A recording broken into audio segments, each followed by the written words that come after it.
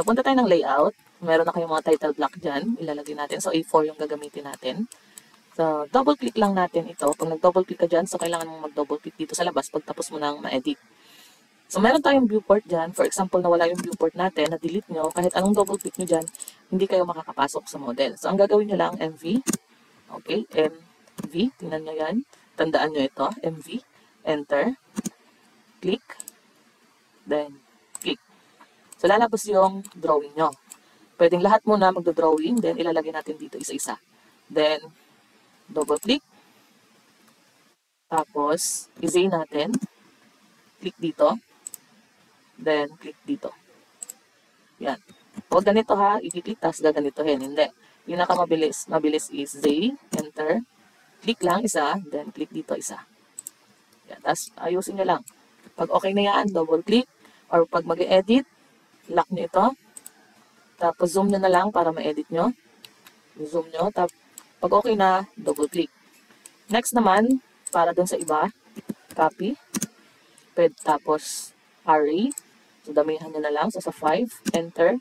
So, ang distance, okay lang naman kahit kaano kalayo yung distance niyan. Then, enter.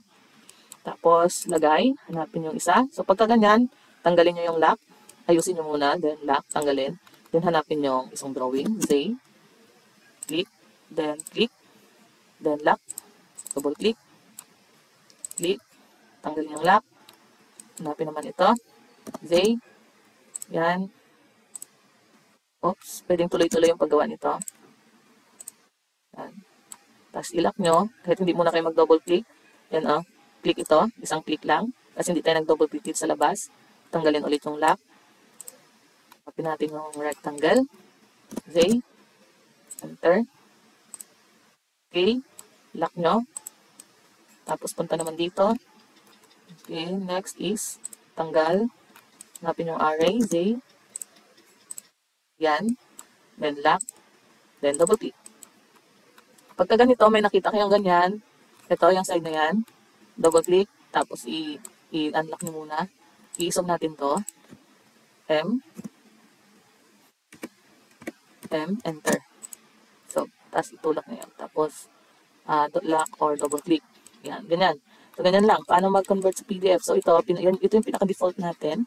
Flat. Then, okay na. So, i-okay nyo lang to. Tapos, center. Then, okay. Tapos, lagay nyo activity number 3. Then, save. Pagtapos na ito, ang gawin nyo, flat ulit. Window na. Window. Click, kasi ito yung susunod. Click. Kahit hindi nyo naman yan apply to layout. Pag i-apply to layout natin, lumilipat lang naman yung puti doon sa ating sunod na ipaplat. Then, i-okay nyo lang. Pwede nyo i-preview para makita nyo kung okay na siya. Then, ito, flat. Okay? Same naman dito, halimbawa, na-print na. Flat again. Then, window. Hanggat walang puti, window yung gagamitin. Then, click. Then, click. Then, preview again. Tapos, flat. So, yun lang. Ganun lang yung pagpa-flat. So, PDF na yun. Yun lang, guys.